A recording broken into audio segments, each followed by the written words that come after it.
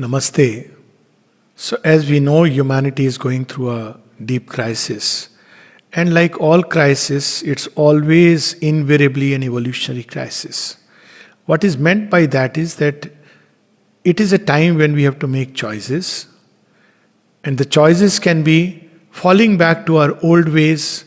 Well, we have an outer enemy and we fight it outwardly.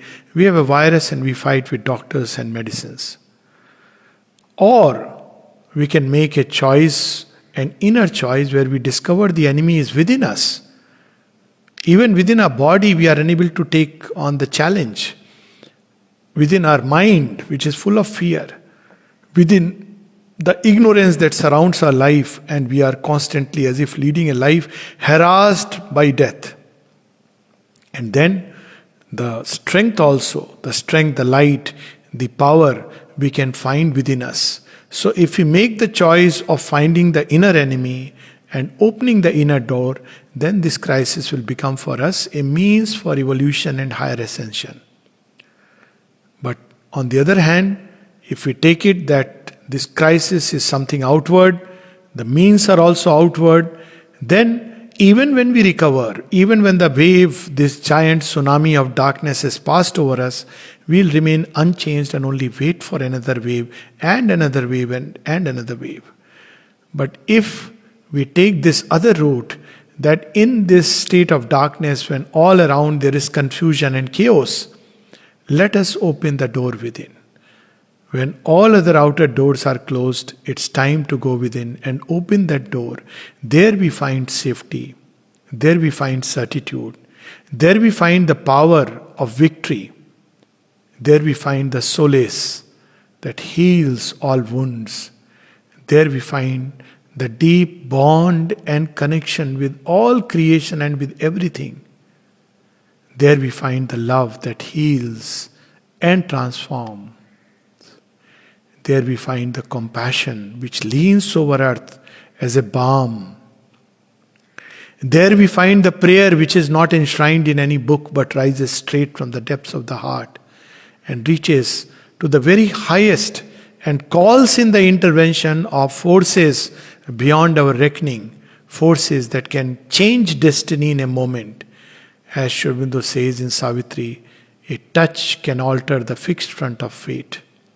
There we can discover the fire that scatters a million darknesses in which whatever comes is consumed and destroyed.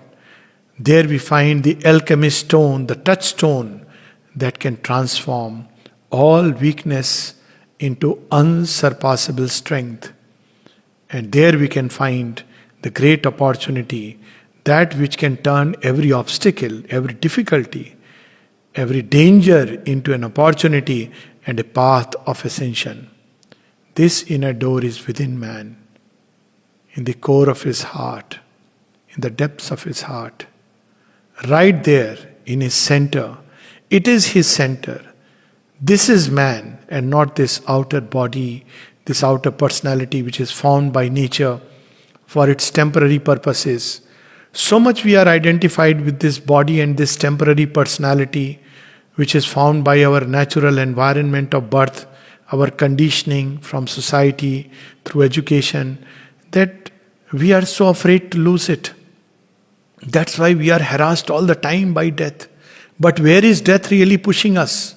To discover this one true identity, which is beyond all these conventions and formations and habits and patterns formed by time, that time creates and dissolves. But there is within us an immortal, timeless entity, which if we discover, then all fear of death vanishes. In fact, then death dies for us, and terror is terrified by the presence of this deity within. It is that divine child within us, the secret deity who sits unworshipped in the one true temple of the Lord. There are two temples of the Lord. One is this entire universe. This whole creation is this temple where service is offered by nature, where winds are the chants, the mantras, where the sun, the moon, the stars are like all the various garlands and deeps, the flame which are offered to the Lord, where the winds chant the music and all the mantras and all the seas, the rivulets, the streams, the birds, and all the creatures, they cry out in adoration and they chant the sacred mantra to invoke the deity. They are the hymns of thanksgiving which are mounting from earth. This is the first temple of the Lord. Wonderful temple. It's everywhere. Wherever we are in this temple. And the second temple, to which man has an access. Man alone has the access, the unique privilege. And that is within the very body, as the Gita says, Manavi Tanu Ashritam. I dwell within the human body, but the Asura knows me not. And therefore he tortures this body as if it is just something which has come to life. And not only the Asura tortures his own body by various means, but he also tortures the other sentient bodies of other creatures.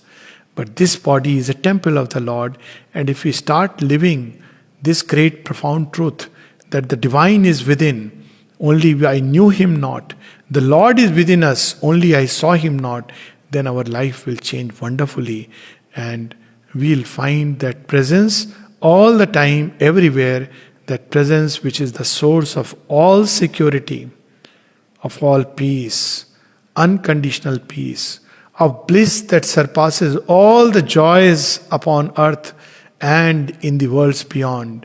It is the source of that wisdom that surpasses all philosophy and cannot be enshrined or written in any book, whether of science or of philosophy. There we can find the love that no human relation can ever give, no relation with any object can ever give.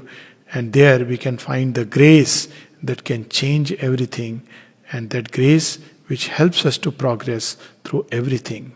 So let this moment of crisis become for us, it is thus for earth, and it can become for us individually too, a moment when we can take a leap, as both Sri Aurobindo and the mother say, this is the hour of God.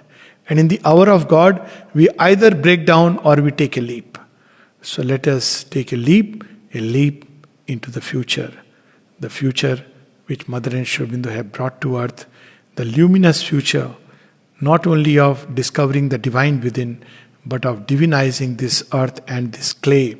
And all these attacks from outside are actually kneading matter like a dough, so that it can become softened, it can become more plastic, it can become more open and receptive to the divine forces which are active upon earth in as intense a way or more intense a way than the darkness which seems to surround us.